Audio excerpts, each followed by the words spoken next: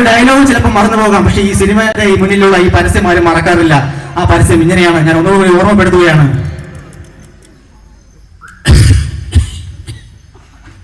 ഈ നഗരത്തിന് ഇതെന്തു പറ്റി? ചിലയിടത്തു ചാരം, ചിലയിടത്തു പുക. എന്താ ആരുമൊന്നും മിണ്ടാത്തത്? മിണ്ടാതെ സഹിക്കുന്നത് എന്തിനാ പുക? സഹിക്കാവുന്നതിനും അപ്പുറമാണിത്. പുകയുന്ന സിഗരറ്റും പീടിയും കെടുത്താൻ ശ്രമിക്കാം. പബ്ലിക് പ്ലേസിൽ പുകവലി നിരോധിച്ചിട്ടുണ്ട്.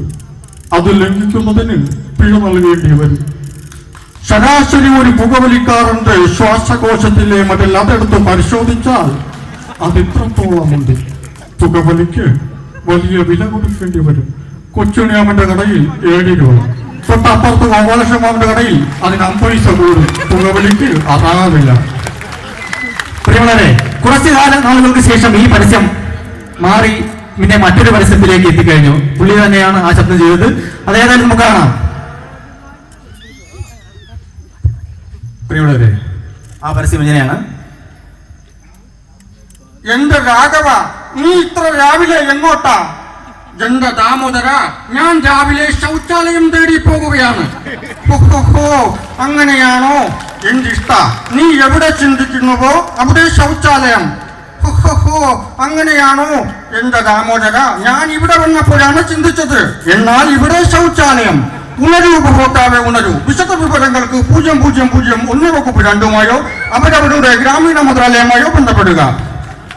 എന്നാൽ ഇപ്പോൾ തരംഗമാണല്ലേ, നമ്മൾ TV ചാനലൊക്കെ തുറന്നു നോക്കിയാൽ നമ്മൾ കാണാൻ പറ്റുന്നത് പതഞ്ജലിയുടെ എല്ലാ പരസ്യങ്ങളാണ്. പതഞ്ജലിയുടെ ഉൽപ്പന്നങ്ങളെല്ലാം ഇറക്കി കഴിഞ്ഞു.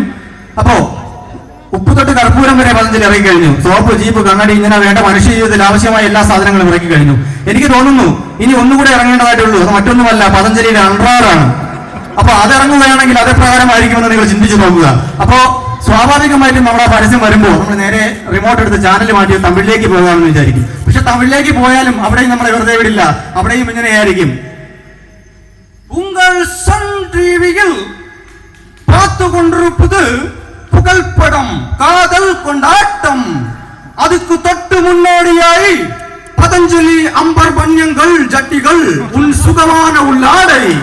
ഇങ്ങനെ പോകും. അപ്പൊ ഒരിക്കലും പരസ്യം അവസാനിക്കുന്നില്ല എന്നറിയുക. അപ്പോൾ നമുക്ക് കാര്യത്തിലേക്ക് കടന്നു വരാൻ. പ്രിയമുള്ളവരെ, മലയാള സിനിമയിൽ ഒരുപാട് നല്ല നല്ല കഥാപാത്രങ്ങൾ ഉണ്ടെങ്കിലും നല്ലൊരു ശബ്ദത്തിന്റെ, നല്ല ഗാംഭീര്യ ശബ്ദത്തിന്റെ ഉടമ എന്ന് പറയുന്നത് മറ്റാരുമല്ല, നമുക്കറിയാം, ജനാർദ്ദനനാണ്. എത്തുന്നു ശ്രീ ജനാർദ്ദനൻ.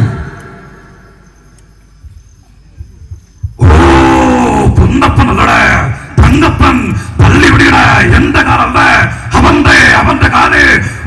എന്റെ കാല തള്ളി പിടിച്ച് എന്റെ മേൽക്കോ ഓടി തള്ളിക്കോ.